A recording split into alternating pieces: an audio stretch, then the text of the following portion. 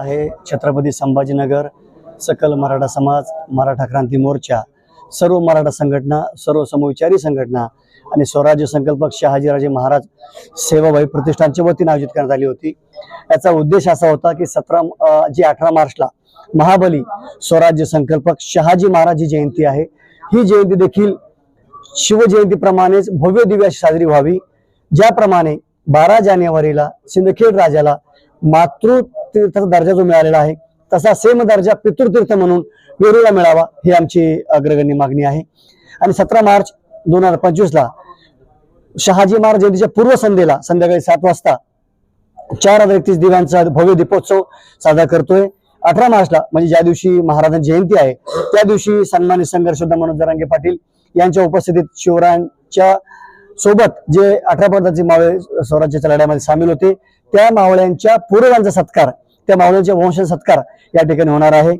10 वाजेला शहाजीराजे महाराजांना अभिवादन करून 10:30 वाजता मान्यवरांच्या शुभ हस्ते शुभकालीन जे शस्त्र आहे, दांडपट्टा असेल, तलवारबाजी असेल, ढाल असेल, विटा हत्यार असेल, बाणा हत्यार असेल, अनेक नाना प्रकारचे हत्यार असतील त्या हत्यारांचं प्रदर्शन त्या ठिकाणी होणार आहे मान्यवरांच्या उपस्थितीमध्ये। शस्त्र प्रदर्शन 2 दिवस चालू असेल।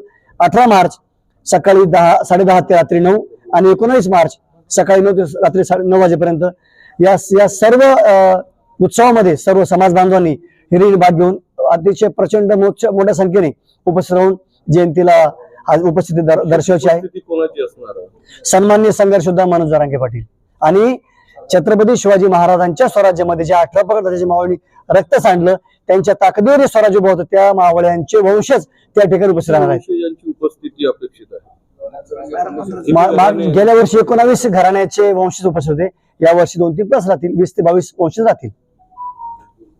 समाजाला काय आव्हान करते? समाजाला विनंती आहे आपण मोठ्या संख्येने या जयंतीला यायचं आहे आणि विशेष म्हणजे या जनजीवन जगत असताना विविध क्षेत्रात उल्लेखनीय सामाजिक कार्य करणाऱ्या समाजसेवकाचा त्या ठिकाणी सन्मान होणार आहे।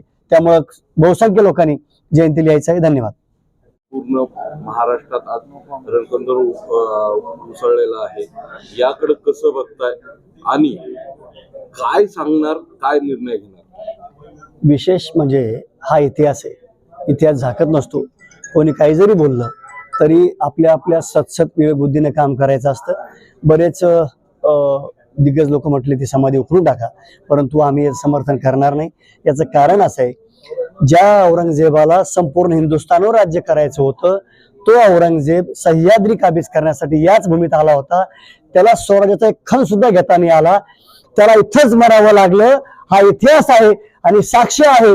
त्यामुळं त्याची कबर उद्ध्वस्त केली तर येणाऱ्या पिढीला आपण काय सांगू, त्यामुळं ती समाधी उद्ध्वस्त करता येणार नाही। कारण येणाऱ्या पिढीला आपण काय सांगणार आहे? छत्रपती शिवाजी महाराज, छत्रपती संभाजी महाराज यांची हयात गेली याच्या औरंगजेबासोबत लढण्यासाठी। त्यामुळे समाधी ही त्याची कबर तिथे असली पाहिजे, कारण येणाऱ्या पिढीला सांगता आलं पाहिजे जो औरंगजेब या भूमीवर आक्रमण करण्यासाठी आला होता त्याला इथेच मारावं लागलं। हा इतिहास आहे, ही साक्ष आहे, ही पराक्रमाची साक्ष आहे। कबरीवरून जे राजकारण पेटलेलं आहे महाराष्ट्रात, याकडे कसं बघायचं? ते राजकारण आम्ही राजकारण बोलणार नाही। मला कबरीबद्दल सांगायचंय, मला एकच सांगायचं की तुम्ही प्रतापगडाच्या पायथ्याशी गेले तर तिथं अफजल खानाची कबर छत्रपती शिवाजी महाराजांनी बांधायला लावली। शिवनेरीवर गेला तर तिथं तुम्हाला मस्जिद दिसेल। रायगडावर देखील छत्रपती शिवाजी महाराजांनी मस्जिद बांधलेली आहे।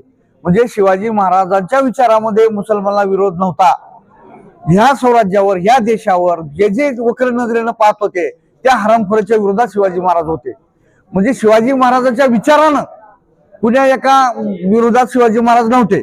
आज जी औरंगाबादची कबर जी छत्रपती संभाजीनगरला आहे ती राहिली पाहिजे, कारण तो शत्रू आहे आणि शत्रू महाराष्ट्राचे लचके तोडण्यासाठी आला होता, पण त्याला लचका तोडता आला नाही। शेवटी त्याला मरावं लागलं, त्याला ह्याच मातीत गाडावं लागलं आणि मराठ्यांनी ह्याच मातीत गाडले। हे येणाऱ्या पिढीला सुद्धा कळायला पाहिजे, म्हणून त्याची कबर इथं राहिली पाहिजे। छत्रपतींकडे पण मुस्लिम समाज होता आणि औरंगजेबाकडे पण मराठा समाज होता। मग हा मुस्लिम मराठा, हिंदू मुस्लिम हा वाद का? त्याला वाद मला असं सांगायचंय की औरंगजेबाकडे जे हिंदू होते ते भीतीपुट होते, त्यांना त्यांचं वतन टिकवायचं होतं, त्यांना त्यांचं राज्य पण टिकवायचं होतं, म्हणून भीतीपुटे ते औरंगजेबाकडे होते। परंतु छत्रपती शिवाजी महाराजांकडे सगळ्या जाती धर्माचे जे मावळे होते ते प्रेरणेचे होते, विचाराचे होते, विचाराने पेटलेले होते आणि स्वाभिमानी होते. हा फरक तो दोघांमधला आहे. आज महाराष्ट्रात जातीमध्ये खास करून दोन जातीमध्ये तेढ निर्माण केल्या जात आहे. कोणीही उठतंय, औरंगजेबाच्या कबरीवर स्टेटमेंट करतंय, त्याच्यावरून दोन समाजात तेढ निर्माण होत आहे. मग कसं बघायचं याकडे? आणि जर औरंगजेबाची कबर जर आपण उकरून फेकतोय, आता खोतकर साहेबांनी जसं सांगितलं, तर नंतर छत्रपतींचा इतिहास सांगायचा कसा? छत्रपती कोणाच्या विरोधात लढले, काय सांगायचं, काय वाटतं? बघा, कबर काढण्याच्या विरोधात सगळ्या मराठा संघटना विरोधात आहेत. छत्रपती शिवाजी महाराजांनी एकही मुस्लिमाची कबर पाडली नाही, एकही मस्जिद पाडली नाही. आम्ही छत्रपती शिवरायांचे मावळे आहेत आणि त्यांच्या विचारानं चालणारे लोक आहेत आम्ही.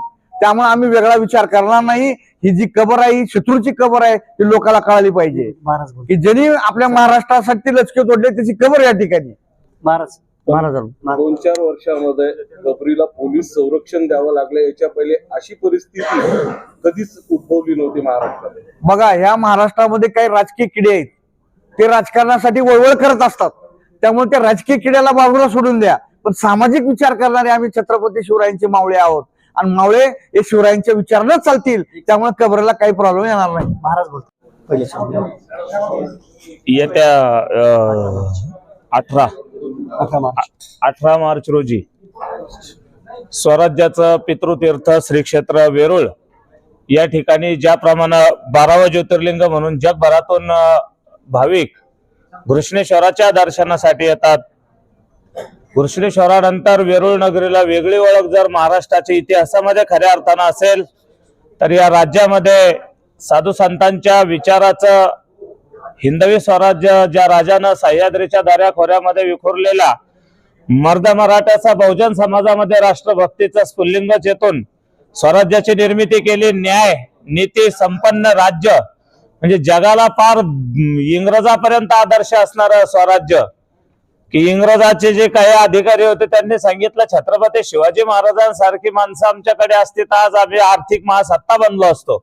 एवढं प्रेरणादायी राज्य या महाराष्ट्रात ज्यांनी निर्माण केलं त्यांचे पूर्वज मूळ पुरुष भोसल्यांचे मूळ असणारा घराणा हा श्री क्षेत्र वेरूळचा आहे. आणि त्याच भूमीमध्ये स्वराज्याची संकल्पना खऱ्या अर्थानं ज्यांच्या मनामध्ये रुजली ते स्वराज्य संकल्प शहाजीराजे यांची जयंती या ठिकाणी तिचा उत्सव हा महाराष्ट्रातल्या सगळ्या जाती धर्माच्या लोकांना, छत्रपती शिवप्रभूच्या धर्मवीर संभाजी महाराजांच्या विचारावर चालणाऱ्या लोकांना सोबत घेऊन साजरा होतो. ही अतिशय आनंदाची बाब आहे. महाराज छत्रपती शिवाजी महाराज असतील किंवा छत्रपती संभाजी महाराज असतील, विदेशात त्यांच्यावर PhD आहे, विदेशात त्यांना शिकवलं जातं. आपल्याकडे तो इतिहास खरा का खोटा याच्यातच आपण अजून अडकून पडलो. इतिहास हे बघा, खरा खोटा या वादाकडे आपल्याला जायचं नाही, परंतु छत्रपती शिवाजी महाराज असतील किंवा धर्मवीर संभाजी महाराज असतील यांचे जो इतिहास घडलेला आहे या भूमीत जी जी घटना त्यांची घडलेली आहे ते मनगटाच्या जोरावरती घडलेली आहे. त्यांनी माणसं गोळा केली, माणसं उभी केली, आतून बाहेरून माणसं मानसिक दृष्ट्या सुद्धा शारीरिक दृष्ट्या सक्षम केले आणि त्या प्रत्येक माणसाला जवळ करीत त्यांनी इतिहास निर्माण केला. तलवारीच्या जोरावर लिहिला गेलेला इतिहास म्हणजे निर्माण झालेला इतिहास छत्रपती शिवाजी महाराजाचा आहे, धर्मवीर संभाजी महाराजाचा आहे. तो लिहिलेला इतिहास नाही, घडमोड या ठिकाणी लिहिलेल्या इतिहासात होऊ शकते, घडलेल्या इतिहासात नाही. महाराज मलिक अंबर असतील, शहाजीराजे असतील, यांचे पाण्याचे नियोजन जे आहे त्याच्यावर विदेशातून येऊन महाराष्ट्रात खास करून छत्रपती संभाजीनगरला आणि वेरूळला येऊन संशोधन होतंय आणि आपण त्याच्याकडे दुर्लक्ष करतोय. हे दुर्दैव नाही का? मलिक अंबर पेक्षाही आपण रायगडावरती जर गेले तर छत्रपती शिवाजी महाराजांचं जे पाण्याचं नियोजन आहे ते रायगडावरती आपल्याला खूप सुंदररित्या या ठिकाणी पाहायला मिळेल. हे छत्रपती शिवरायांनी सुद्धा पाणी व्यवस्थापन केलं. खेड शिवापूरचा जो प्रकल्प असेल, स्वराज्यात छोटी मोठी धरणं असेल, आजही काही पूल छत्रपती शिवाजी महाराजांच्या हातचे, आपण 12 मावळ प्रांत जर फिरलो तर काही नद्यावरती छत्रपती शिवरायांच्या हातचे दगडी पूल आजही आहेत. ते महाराजांच्या दूरदृष्टीचे साक्ष देतात. पाण्याचं नियोजन छत्रपतींनी, जलसंधारणाचं नियोजन, शेतकऱ्यांसाठीचं नियोजन आपल्या कुशाग्र बुद्धिमत्तेच्या जोरावरती निश्चित केलेलं होतं. हे आपल्याला इतिहासात बघायला मिळेल. आपण आधुनिक भारतात वावरतो आणि शेतकरी पाणी नाही म्हणून आत्महत्या करतात. ही अत्यंत दुर्दैवाची बाब आहे. राजकीय अनास्था, पाणी उपलब्ध आहे आजही आजचे राज्यकर्ते मंडळी तिकडं कोकणात वाहून जाणारं जे पाणी आहे ते आता इकडे डायव्हर्ट करून मराठवाड्यात आणण्याच्या योजना आणतात. इथं फक्त नियोजनाच्या अभावामुळे, पाणी उपलब्ध नाही असं नाही, पाणी भरपूर आहे. सह्याद्रीच्या दऱ्याखोऱ्यातलं पाणी म्हणजे मुळात कोकणातलं पाणी निसर्गानं देताना महाराष्ट्राला भरपूर दिलं, परंतु नियोजन शून्य कारभारामुळे आज दुष्काळाच्या झाडा महाराष्ट्र बघतोय. शेतकऱ्याचा अध्यक्ष शेतकरी आणि पाणी नियोजनावर काम करत होता म्हणून राज्य सरकारने सत्कार केला होता, त्यांनीच आत्महत्या केली. कसं बघायचं या घटनेकडे? ही अत्यंत दुर्दैवाची बाब आहे. आत्महत्येचं या ठिकाणी मी खरं तर शोक व्यक्त करतो. एका विचार संपन्न माणसाला आत्महत्या पाण्यासाठी करावी लागते, ते सुद्धा आजच्या महाराष्ट्रामध्ये ही अत्यंत दुर्दैवाची बाब आहे. तिचा निषेध आहे. धन्यवाद. आपलं नाव? मी हरिभक्त पारायण कडुबाळ महाराज गावादे, राज्य संचालक हिंदू राष्ट्र सेना आध्यात्मिक आघाडी महाराष्ट्र. मंडप वगैरे असतो सगळ्या.